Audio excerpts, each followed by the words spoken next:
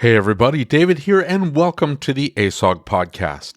Meeting vendors and getting the opportunity to ask them candid questions is easily one of the best parts of attending an event like Apex, the Tools Conference, or ASTE. It's a unique experience that we wanted to capture for all of you.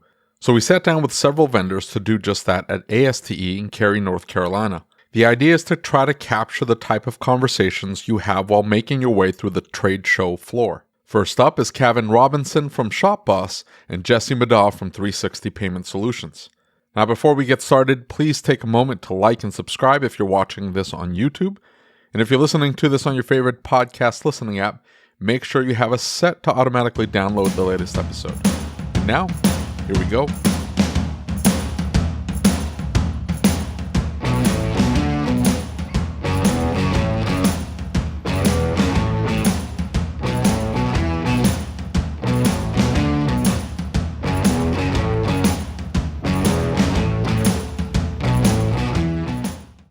Yeah, that's kind of how I'm feeling this morning. It's kind of screwed up, So tell us, what's your name again? Jesse Meddaugh with 360 Payments. Nice. Yep, Cavan Robinson with ShopBoss. Very cool. So how did you guys end up on the podcast? Tell me. We were just talking about doing some cross-marketing yesterday because we have a few integrations coming out between the payment processing side and the shop management side. So we've been talking to some of our customers about it. We did a webinar on it recently. Yeah. So we've been trying to get the word out a little bit on some of the stuff that we got going on between the two companies and products. Very cool. Very cool. So you've got some integrations coming up. Tell us what that integration looks like. Yeah, so first of all, and I'll let Jesse take the lead on the payment side because he's obviously the expert there. But obviously everybody's talking about text to pay, right? So we recently launched, or I guess I should say relaunched, something that we call Boss Pay, which is essentially the text to pay platform with a few other integrations baked in.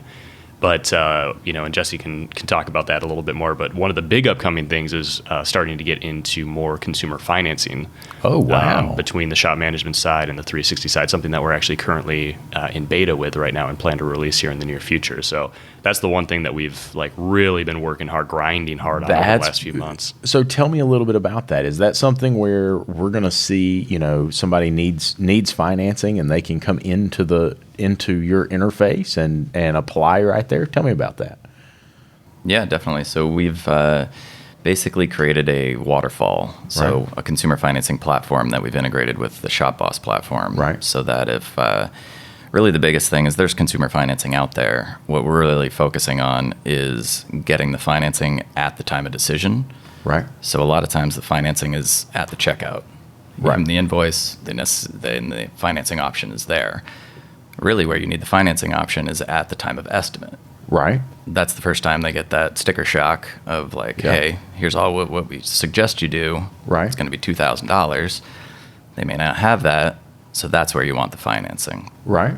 So we've set up an integration with ShopBoss so that they have a button right there at that point that says, click here for financing, gets them all set up, and then awesome. We can set it up so there's a waterfall. So if, it's their synchrony and then rolls to easy pay and then rolls to a tertiary option. So pretty much it's going to be able to cover everybody. So the financing is all third party? Correct. Yeah. Tried to offer. Oh, I'm sorry. Go ahead. Well, how many companies do you have signed up? So that's the beauty of it is we're basically built a marketplace. So we're going to continue to add financing options. Mm-hmm. So ideally we can go to a shop and say, who do you currently use for your financing? I use Synchrony and Easy Pay and whatever else, Goodyear, all these different ones out there. And so we just get those merchant numbers and hook them in and say, which one do you want first, second, third? And that is awesome. Yeah. So that's a pretty cool setup. Yeah. Because it takes so much off of the shop owner, the service advisor, because that's one of the things that I really dislike about having to do financing is because, we talk about touch points when we're at the front counter with our people. And so each one of those times that we have to take time away from building the relationship and growing with the client. And the other thing about it that I really like is that can be an uncomfortable conversation. Whereas if they can do it themselves, right, I don't have to present financing to them when I hear them say, oh, I don't have the money. I send them an estimate and they can say, oh, let me sign up for that. right? You can actually see that emotional kind of draw on somebody when they say, especially if they're at the front counter, I don't have the money for that. Yeah. So we have it integrated in with our text messaging. So one of the things that it says financing's available, and just let us know if you need the information. But they still have to like contact us or send a text message, say, yeah, send me the information on financing, and then we send off all the information. Having a button would make it very easy. Like takes that awkward conversation out. Right. And the nice thing is, especially in shop, sometimes it's, the information has to be entered by the service writer or whoever's behind the counter. That takes tons of time. And that's what you want to get away from. That's exactly. that's that synchrony nonsense there. We use one, well, that's whatever. We use companies that we just have to send or enter their cell phone or email, hit a button like EasyPay. We use EasyPay. We use West Creek, American First. What's the other one I'm forgetting? Snap. So that's who we typically use. And the reason why we use them, we used Synchrony in the past. We ran into issues with them. But the reason we moved to these particular companies is to just enter the information, hit the button.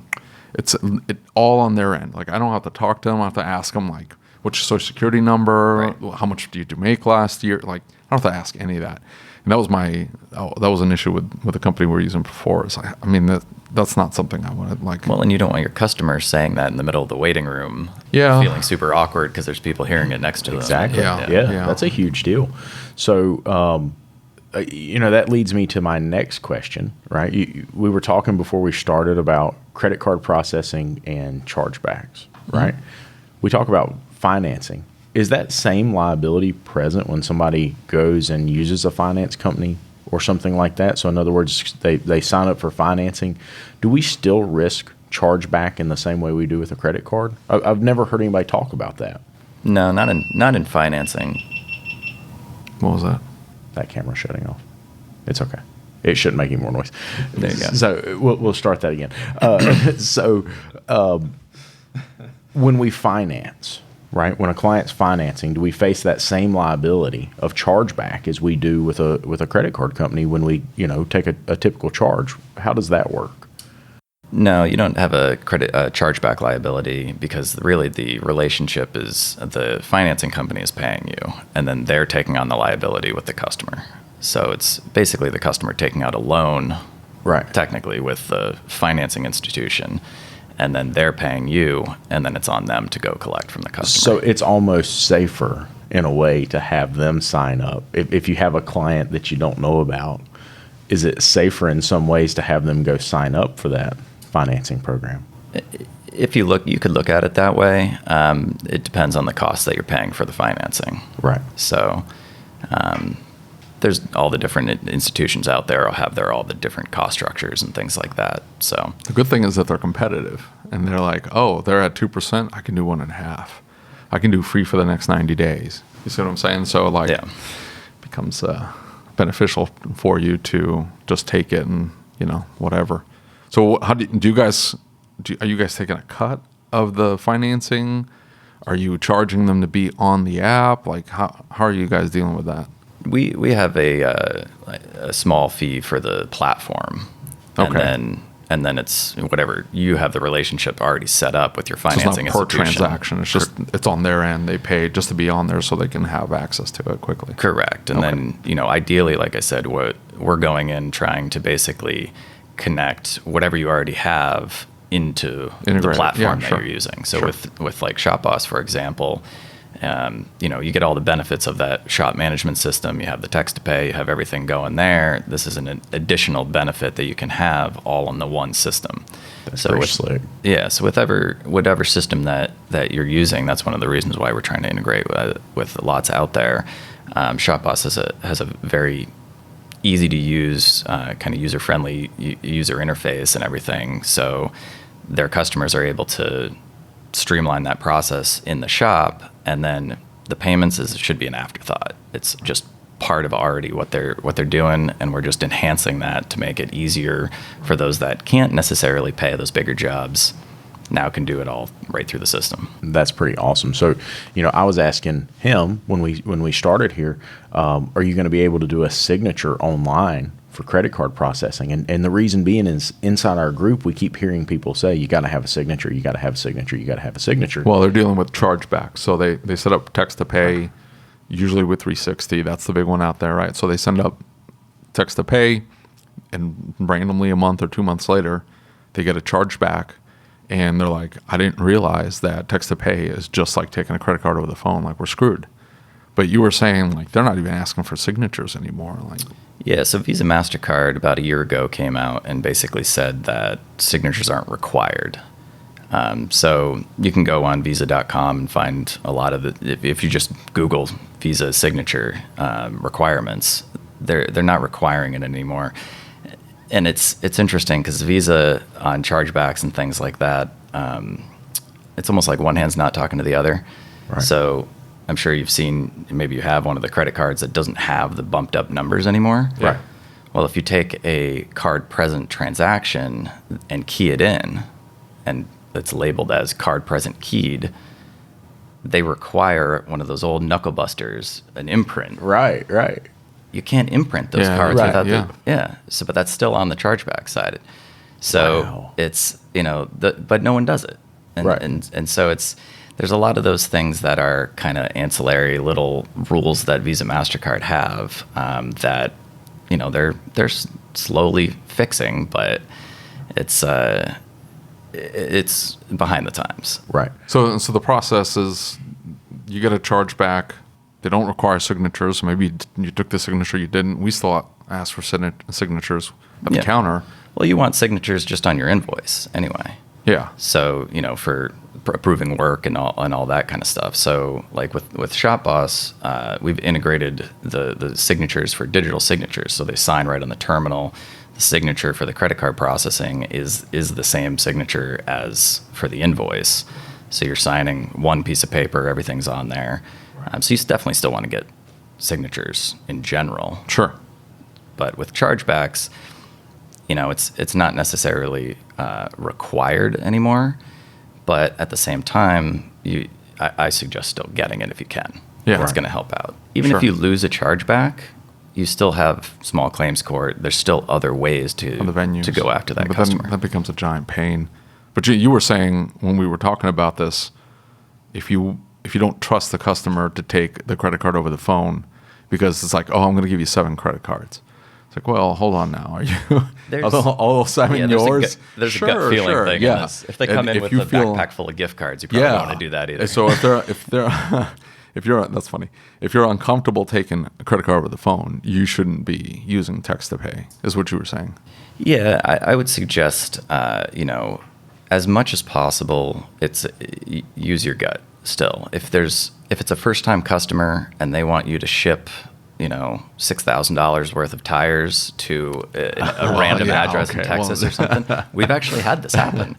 And Oh yeah, I get the emails daily. yeah, I think everybody does. Yeah. and we've had somebody do it, and then and it's like these and these are the types of things where they had a new employee Yeah. that Got hey, excited. I just Yeah. got a big order. Yeah.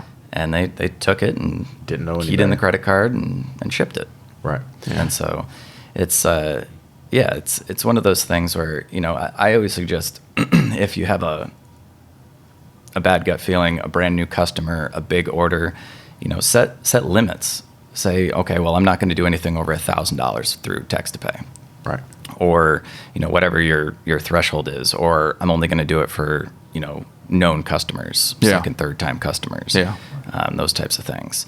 That's So some good advice. that's a good way to think about it. Is if you wouldn't take that card over the phone, it may not be something to send out as text to pay.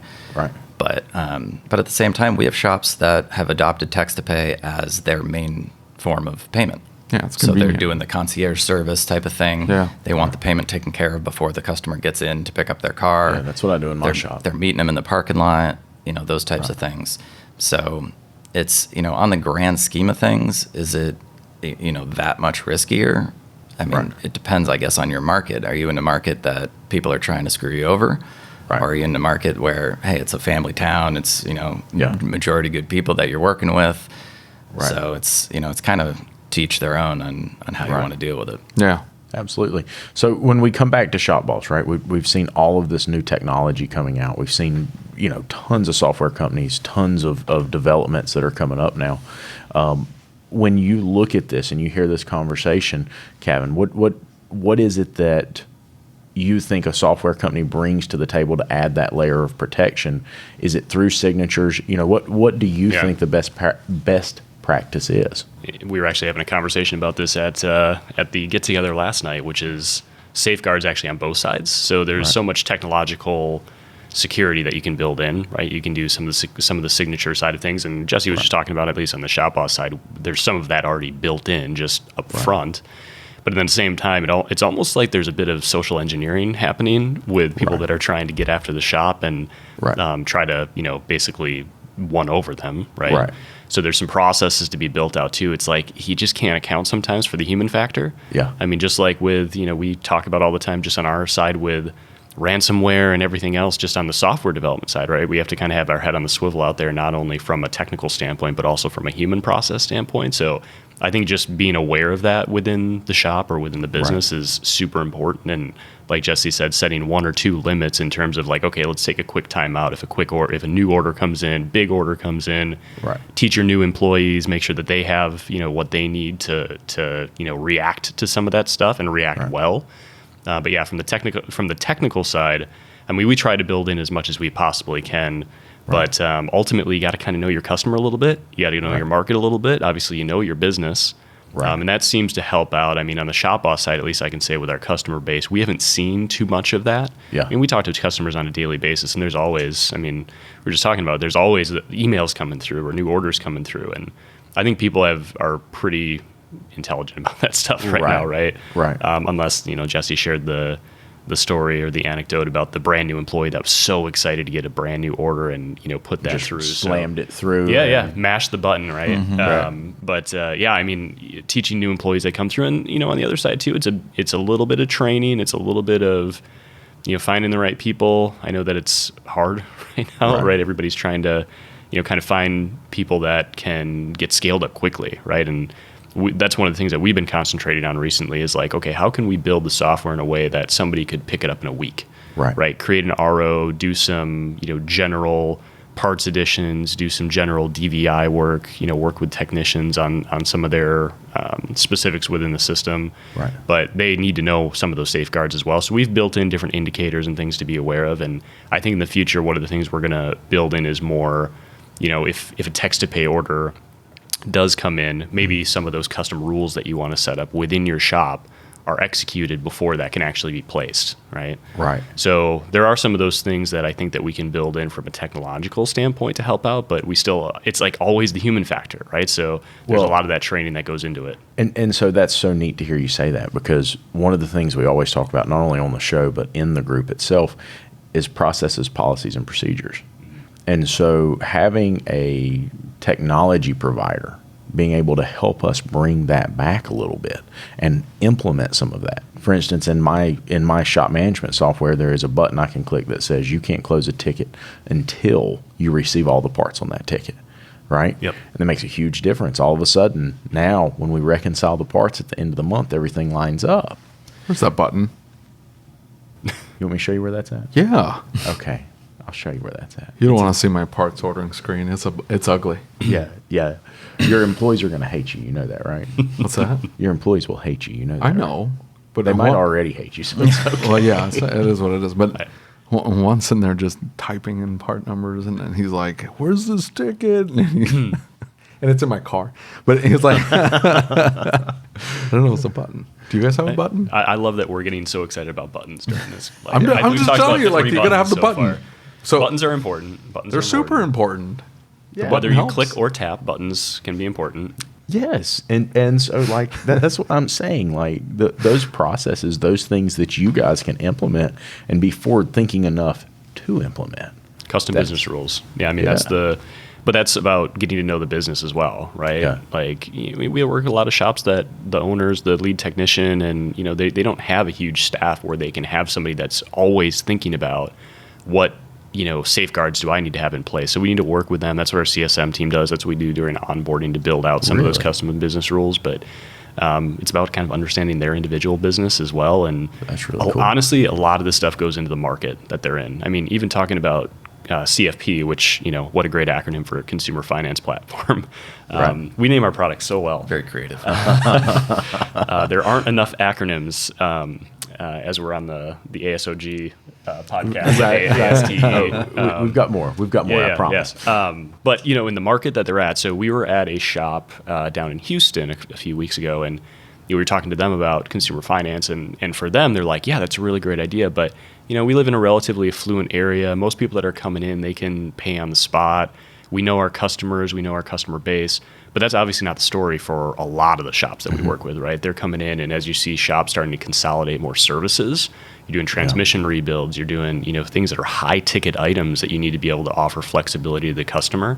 Some of that stuff is just market based, some of it's services based, but great point about know your business, right? And people processes, like, is it something that actually works for your shop? Are you going to get use out of it? That's all dependent on what your customer and your customer's profile typically is. And, luckily most shop owners know that, right? It's so neat to hear you say that, because it sounds like ShopBoss has a level of customer or client education involved when you bring somebody on, you onboard them. Same with 360 payments, right? Like when I signed up for 360 payments, somebody called me and said, here's the things you need to know. Here's what you've got to make sure this piece of paper is signed. If you don't have this piece of paper signed, you got to do this and you got to do that, right? And so it's more about that relationship. And I think that's really important.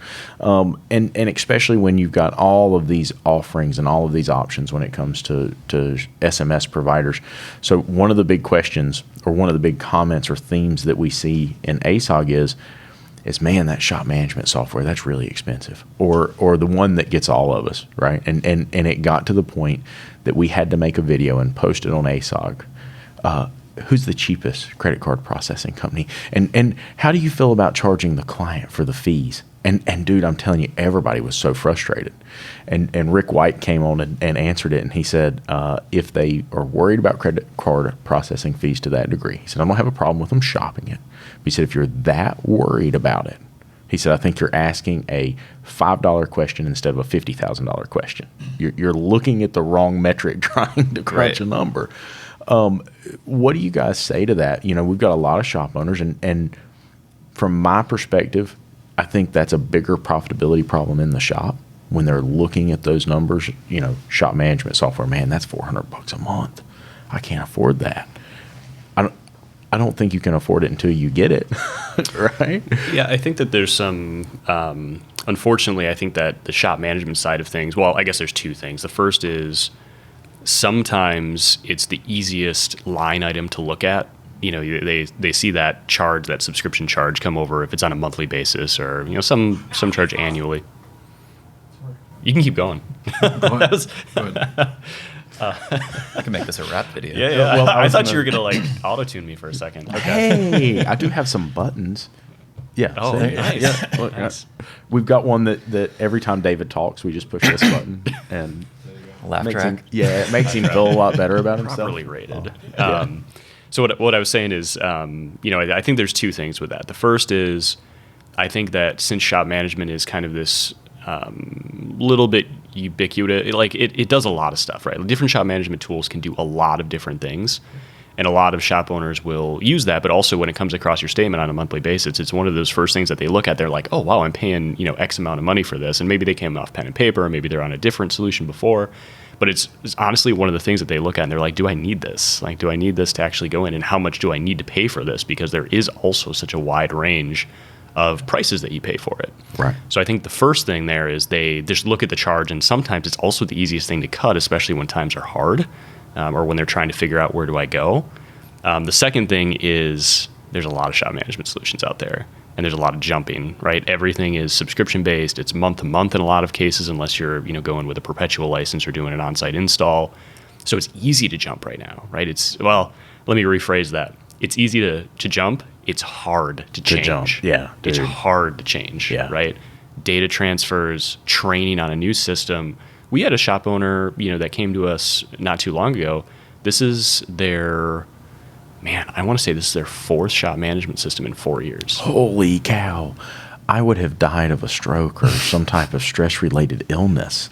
Dude, I could not do that. Well, first, just from like a data consistency cleanliness standpoint, right? Because you've transferred historical data from how many ever years the shop has been open 4 different times. Hopefully, it works the way that you need it to, but you're going to be missing some gaps there, and not all shop management providers transfer the same data. Right. Some leave out, some make you do the export, and then you hand it over to the next system. So. Unfortunately, it's become a little bit of a game of musical chairs, but certainly I think that there's a few management systems that are starting to come out of the pile a little bit more. There's some new ones that are starting up that are really interesting. I mean, good competition lifts everybody up. I agree. That's what we like to go after, because we're trying to do things all the time. I mean, we're talking about all the stuff that we're doing with 360, but. Yeah, those are the 2 big things that are happening right now. Is one, just the cost is an easy look. Whereas 360, even I'm working with 360, but I don't see a direct line item to 360. Right. Yeah. Shop management, you see that subscription every single month, and you're kind of evaluating: do I need to spend $400? Maybe I only need to spend $100. Right. And then it becomes, well, what features are over here and what features are over there? So it's also a little bit of an arms race. I think you can easily get caught in this really stressful scenario, and by that I mean that. You change softwares, right? And it seems like a big deal. And I've heard the terminology before. It's kind of like Swiss cheese, right? Like every single slice of Swiss cheese has a hole in a different spot, right? So, ShopBoss may have a hole here, yet you go over here and switch to this software. It's not perfect either. It's just got a hole in a different place, right? So we've got to make sure that we're informing shop owners. Like, you need to give it time. You need 2 to 3 years with a SMS before you go and make a call and say, I'm going to switch. Because if you don't get started and work through the bugs and the little things in it, man, you're just going to keep yourself so stressed out for years and years and years just trying to do this over and over again. We create our own stress, right? And so I think it's important. You have to wonder what they're trying to solve. Like, what problem are you trying to solve by switching? Like, what feature is it that you think you need now? They want the button on the left instead of the right. Well, sometimes that's what it is. Like, hey, I'm trying to get to this menu. I want a button. And so, some softwares will just add the button. And they're like, well, we got some feedback, and so we had this button. The biggest reason I went, it's interesting you said, we tried to set up our software to learn in a week. That was the biggest reason why I went to the software that I went to. I was trying a whole bunch of them out. But if I couldn't figure it out, if I couldn't build an invoice, now sitting on the phone with somebody guiding me through, let me get into the software. I want to be able to build an invoice on my own. Okay, I can build an invoice easily. Great. Can I have my staff build invoices? And can I send it to my technicians? They can be able to read the information quickly and easily. I picked one. I said, we're going to run with this for a week. We're going to do dual tickets because we were with another software company. And within a week, we had it all. The technicians that picked it up, they could muddle through it. My service advisor was fairly proficient, and I knew how to use it. For the most part, not everything, but you get 60-70% of the way there, you're good to go. I didn't know I had a button, so there's a button for that. Yeah. So, but literally. you get into some other softwares. It's like, well, I got to send somebody out, or some shop owners want somebody out there, to babysit them the whole way through, and it's like, dude, you're looking at this all wrong. If so, you're not going to be there the whole time. Yeah, if you need somebody out there to show you where every single button is, you got the wrong software. You need something that's, what's you ever seen the movie Jobs? I think it was Jobs. Not the one with the guy from the 70s show. What's his name? Ashton Kutcher. Not the Ashton Kutcher movie, the other one, the good one. Yeah. Anyway, so he's watching his daughter pick up how to start using the computer immediately. Intuitively, she picked it up and she started moving the mouse and she saw the thing and she started messing around with the Mac Paint program or whatever it was back then. And he's like, there you go. That's why I built it the way I built it. You immediately, your 2-year-old can pick it up. They immediately know what to do. My kids knew how to use iPads immediately. By 3 years old, they know the search button and I talk into it. They don't know how to type, but they can talk into it. It was intuitive. And if the software isn't intuitive, that you can't pick it up in a week and your staff can't pick it up in a week, what are you doing? That's not good software. You got a problem. It's the world that we live in. And, I think even just to sort of play devil's advocate there as well, I think there's a lot of people that let's say technicians, right, that will go to different shops and they've known this one piece of software for 20 years.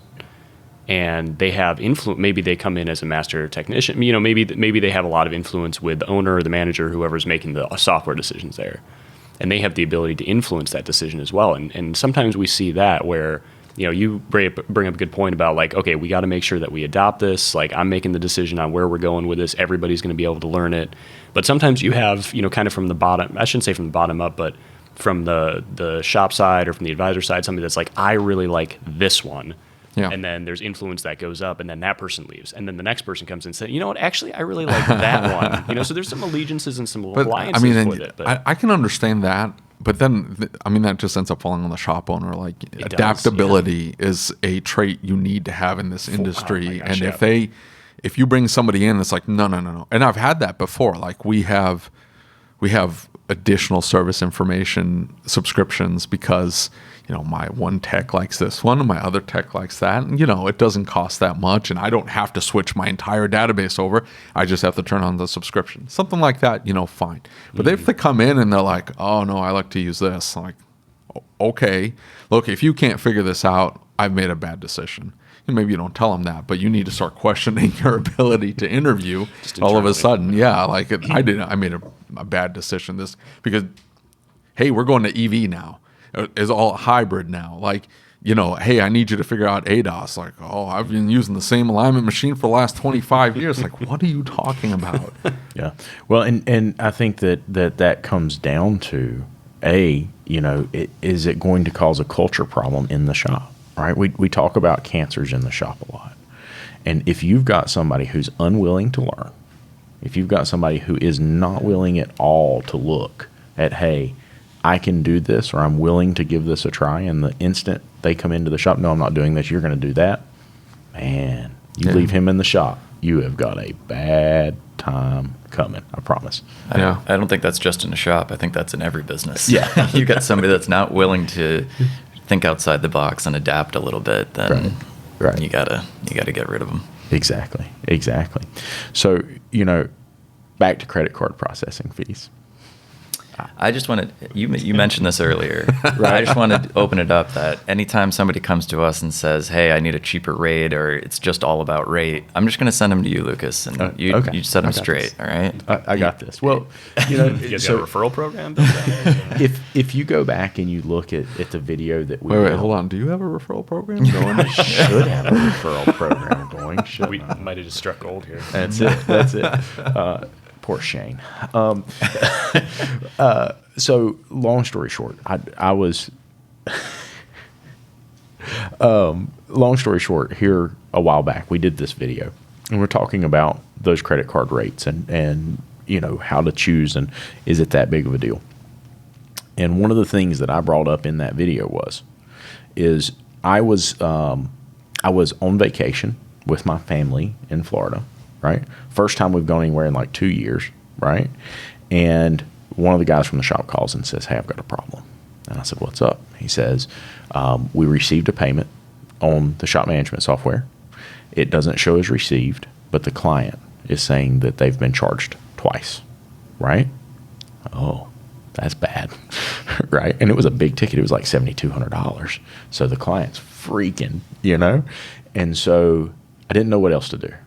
So here we are, Shane's the sales guy at the time. And I send him a message, and it's been months since I've talked to him. I've not had any issues, And Shane says, don't worry about it. Go enjoy your vacation. And I'm like, okay, how am I not going to worry about this? This is a big deal, So I'm walking around Disneyland, literally walking around Disneyland. I get 2 messages, literally within minutes of each other. Shane sends me a message back and says, it's handled. Right? It's been maybe 5 or 6 minutes, right? I get an email from a lady, and she explains exactly what happened, exactly what went wrong, and how to avoid that happening again, and how 360 Payments was going to help integrate something that prevented this from ever happening again, right? And then I get a call and a text message from my employee who was going through this and says, they walked me through this. They called, they sent me an email explaining what had happened, they reached out to the client for me, and they took care of everything. They handled it, right? And he said, I didn't know what to do. I was freaking out. And he said, it just absolutely saved my day. That for me is worth a couple extra %, You know what I'm saying? Like that's a It different. means tenths of a percent. It doesn't really mean percent. I'll I paid I'll let Shane know, 3.6. yeah. I'm perfectly Yeah, happy right. with that. Like, Yeah. But you know what I'm saying? That to me is worth way more. I mean, way more than saving a few dollars. Even if I have to pay more for it, We've had people leave for $50, right? and it's like that's a perfect situation where it's like $50, and in our industry, it's a lot of times you get what you pay for. If you're really just trying to literally whittle it down to the absolute cheapest thing you can find out there, if you send your statement out 5 times a month, you're going to get the cheapest possible rate out there. Right. But you're going to get somebody who never shows up at your door. so you're gonna be you guys on don't hold. farm out your sales, like, because most companies are just a front. Like all they do is sell, and then all of the support, like the actual process, like all that is a different company. And so they're like, well, you have a problem. There's your number. In Like the credit card industry, a lot of it is 1099 sales reps. So they get a packet in the mail, and now they're selling credit card processing. Yeah. They don't know anything. And then a lot of the customer service is used, from the back end processor. So you're just calling a call center somewhere in Texas. And so when we first started, that's how we had it set up. And after like 10 clients, it wasn't working. yeah, And so we brought it all in-house. We have all W-2 sales reps. We have our in-house customer service team for that exact reason, is we want the customer treated the way we would treat our customer, not the way some minimum wage person in a call center somewhere would Yeah. treat them. And so that's really the biggest benefit, and why I think we've grown. And I didn't think we were doing anything special when we first did that. Like that was just like, okay, this is common sense. Like we got to make sure we're taking care of our customers. We're dealing with their money. This is the lifeblood of their business. Yeah. We got to make sure that customer service is top notch. And now being in it for a while and hearing all these stories and horror stories from customers, like that's not the norm. So I'm glad it's working. That's great to hear. They probably call those. I think they refer to those as boomerang customers, right? Because then they go out and they say, Right. "Well, I saved $50," and then they get the service that they pay $50, the extra $50, absolutely. right? And then they come back and they're like, "Yeah, we got them back. They're 360 customers again. Welcome back." And you're welcome with We get open people, arms. And they think the grass is greener, and then they have to go through a hard situation, That's a and then they fact. come back. Yeah, and so I think we see that so often, especially in credit card processing. And I don't know why it's such a common question. I mean, why is that always asked? And well, you get hit, and you look up at your bank account. It's early in the month, and all of a sudden you just paid rent. Like, speaking from experience, there, you just paid a whole bunch of bills out early in the month, and then boom, giant chunk shows up because you had a good month last month, and all of a sudden you're like, oh crap, that was a lot of money.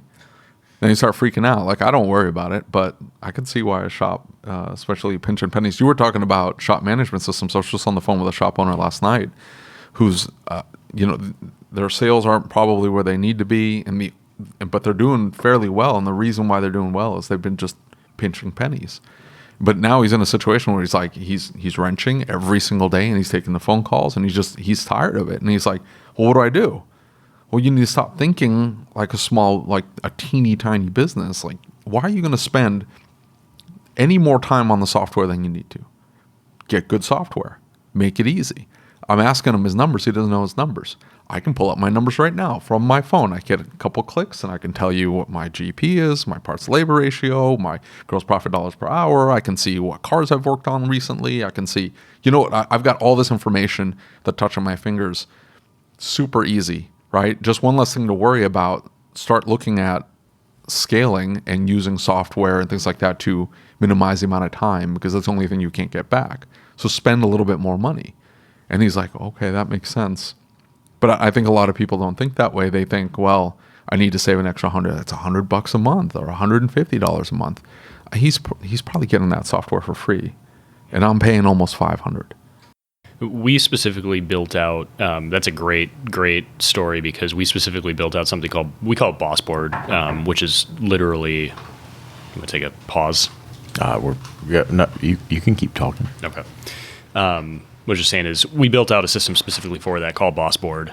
Basically single view analytics of those exact things that he was talking about, GP, ARO, revenue, trying to make sure that the shop owner really had everything that they needed in their fingertips, and not also have to either run custom reports, Yeah. or dig into all their previous customer reports. And probably the biggest thing, reach out to the company that they work with to generate custom reports. So it's a great point on that in terms of having the data at your fingertips so you don't have to dig for it and knowing your numbers. I think we mentioned that a couple times already. And then also we're building in a little bit more of almost like a business management dashboard that allow them to track all the costs that they have. So whether it's rent, whether it's technician time, and then that'll actually factor into some of the forecasting that they can put together for, you had mentioned like pinching pennies forever to try and turn a profit at the shop. So now they can actually do almost like what if scenarios. Okay, so if I, up my parts and labor a little bit, I end up here a little bit more with sales, so they can actually do some forecasting within the numbers that currently exist within their shop. Wow, that's pretty cool. That is really cool. You gonna switch? I'm going to look Didn't at we just it. talk about this? Stay with it for 2 to 3 years. Make sure that you got a handle on it. That's it. Everybody, Well, give it time. we're already there. We've been going on, 4 years almost? Yeah. Yeah. Yeah. I'm in the same boat. Well, how can somebody get in touch with you if they're interested in ShopBoss? How can they? No, hold on. I got one Oh, question. okay. Yes. Mm. Do you have live demos? Like they just you can get a good temporary username and password, and I mean this is the deal killer. Are you going to require I sit on the phone with somebody for an hour or two while they demo the software? Or will you give me? I ran into this with a company. Like, hey, I'm happy to check it out. I'm always looking, right? You always want to know what's kind of out there. You don't want to end up with some antiquated system you think was cutting edge, but you find out 5 years later it's like they've been surpassed. And so you're like, can I get a username and password? They're like, oh, we don't do that. Dude, I'm not going to switch then. I'm just telling you right now. If I can't go in and click around and mess with the software. And if I can't get it figured out in a few minutes where I can just start moving things around and things like that, I'm not going to use you. Like, if I can't figure it out, my staff is going to not be able to figure it out as well. We're going to get frustrated. And we're like, I don't know how to use it. Call this. No. Eventually, after pulling some teeth, he kept calling me. He's like, can we just send? I'm like, no. He ended up giving me like a 3-day pass or something like that. And, I clicked around. I was fine. I'm like, it doesn't have this. I don't want it. click around in it. So 95% of, it might even be more than that at this point, 95% of our current, let's call it prospecting, right, is free trials. Okay. So you can go to shopboss.net. So here's the answer to Lucas's question. Start a free trial. No credit card required. It's literally name, like that. first name, last name, email, phone, and you're in ShopBoss. Is it the full software though? Yeah. It's Really? our premium package, yeah. So you have access to Pro Demand, Like Motor, everything. DVI. Wow. 15 days, free trial. 15 days. Dude, like So- the software that we have now, I got on there and I'm like, dude, like they called me up because I started the free trial, right? The same thing. You just, some information, boop, you're running. Like, oh, this is great. You're clicking around, you're like, it's missing this, it's missing this, it's missing this. So I get a phone call. They're like, hey, how do you like the software? I'm like, it's missing all this stuff. They're like, well, it's because you're on our basic trial software. I'm like, why would you do that? Like, I want full access. You're going to sell the premium package. Like, I want to see the premium package. They're like, I'll just turn it on for you. And that sold. Like, immediately I could see all the buttons and I knew exactly where everything was. And I'm like, now this makes sense. Why would you do the free trial with like half-assed? Like, We try I to didn't get to use the beep button. Where is it? I don't know. I'm interested in what There is no all beep these- buttons. Just use the applause. I know, right? we try to keep it, pretty flexible. So here's the caveat, though. I think that you would go in there and use it right away. Unfortunately, there's a lot of shop owners out there that are like, yeah, I need to try. Let's just say ShopBoss, right? Need to try it. Free trial created. We track all the free trial, RO created, revenue, everything, every metric on our side so that we can say, okay, are these people actually using the software? Because if I reach out to you, let's just say it's 5 days down the road into a 15-day trial, right? And maybe our sales engineers are like, they have 0 ROs created and 0 revenue attached to that. So it's like, okay, so you created, do you want to use the product, right? Yeah. So we found that engagement and adoption, like typically we're reaching out because if there's 10 ROs created in 5 days, we're like, okay, good. They're getting the hang of it. They're using it. We'll ask them if they have any questions. Yeah. But typically, if our sales engineers are reaching out, it's because a trial's been created. and there's 0 ROs created. And that makes the free trial sense. period, That right? makes sense. Yeah. Like, so we want them to use it, but obviously, like the other thing, and we can be real about that, is you're probably testing multiple shop management solutions at the same time, right? You got a trial going on over here, you got a free demo, you got a username and password over here. So just trying to make sure that we're adopting it and really getting feedback as well. Like I would say probably 50% of the feedback that we get just for our product like development pipeline is typically through free trials. Like, hey, I just came off of this software. And it makes sense. Like the demo model is just, it's frustrating because you're going to run me through the most basic function in your software, which is creating an invoice. Like if you can't create an invoice quickly and efficiently, like what's the point of the software? I want to know stuff like what you just described. The fact that you have that functionality that piques my interest. That's very cool, right? What does your DVI look like? How do I communicate with the customer? There's more like, how do you integrate with the accounting software? Like there's deeper questions. Like, don't show me how to create an invoice. Like, look, if I can't muddle my way through that, I've got the wrong software. But they stick you on a 45-minute demo where like 45 minutes an hour. Like I don't have 45 minutes an hour. I don't have the attention span either. So I need to be able to use the software myself. That was painfully obvious. I need to be able to use the software myself. But everybody's like, no, we only do demos. It's like, oh, come on, man. And then you start asking questions, and of course, they're just going to feature what they do well. We also do this, and look at this thing over here, it swoops down, and it has connectivity to this and this. That. It's like, okay. Then you start asking the hard questions, and they're like, well, we don't have that yet. Well, that'll be out next year. And you're like, you know what? You just wasted my time, man. I'm 45 minutes in. Like, what the crap? Yeah, don't do that. I'm saying, like, fortunately, a lot of demos are.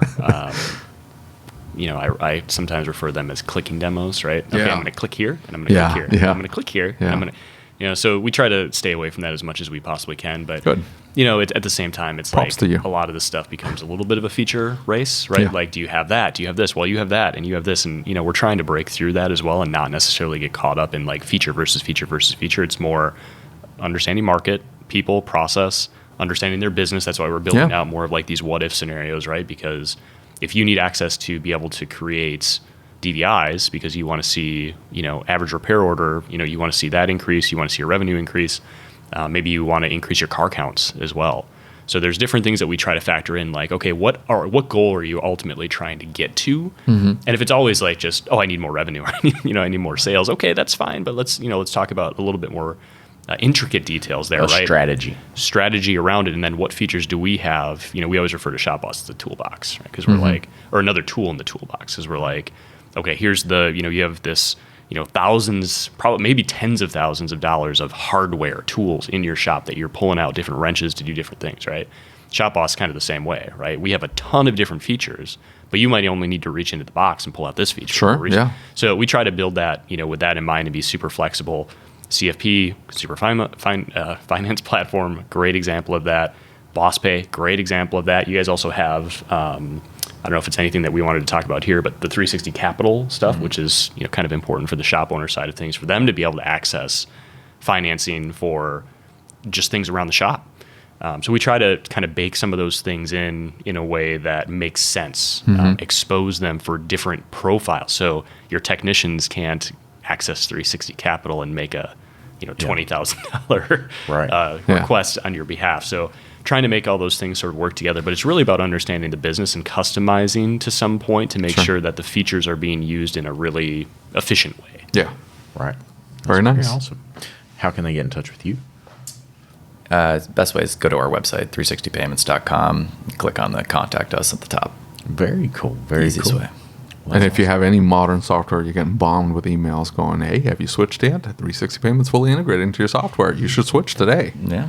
Click. Yeah. Come check us out. You should probably go ahead and just switch and just get it over and done with. And he teased it. Your story, I've heard it before, was very compelling this time. Yeah. It was. Because I was thinking back of my sales guy. I'm like, my sales guy was very nice. Do you know the biggest reason I switched? I'm like, I'll switch if you set up my PCI compliance. I just want to hit 3 buttons for my PCI compliance quarterly, and I'll switch. I don't want to have to do anything else, and I don't want to pay the damn fee. And the guy's like, bet, I'll do it. And he sat in my lobby and just had it all set up. He's like, here's your username and password. Once a quarter, you'll get an email. Click these 3 buttons. You're done. I'm like, perfect. And that's why I switched. I never saw him again. I've been with him for like 4 years. I've never seen him. Yeah.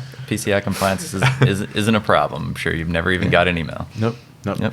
Taken care of. Don't have to do anything at all. Yep. You don't have to hit buttons? I don't have to hit buttons. It's just done for you? It's the most awesome credit card processor out there. I'm telling So I don't have to hit buttons. Correct. Do you want a button? I don't want to hit buttons. It's a pain in the ass because if you miss, look, Yeah. you get like 5 reminder emails and squirrel. So like you're like, crap, I forgot. But I can do it on my phone and stuff like that in the middle of the night. I will get up and be like, crap, I forgot to do that. And you'll hit the 3 buttons and send it in. But you forget, and then like what'll remind you is the $30 fee that gets tacked on. You're like, we have it called junk fees, and so like PCI compliance fees are junk fees. Yeah. They're just there's no need for them, Yeah. so we don't charge them. So I just want everybody to be completely aware. Also, there was a squirrel running across the parking lot of the pharmacy when David went to get his ADD medicine. So I'll take that explains a lot. I'll take that medicine. Yeah. I don't take anything. I'll, You can tell. Well, I hope you enjoyed this special episode of the ASOG podcast. If you'd like to catch these episodes early, you can do so by becoming a patron. Just go to asog.site and click on the Become a Patron Now button.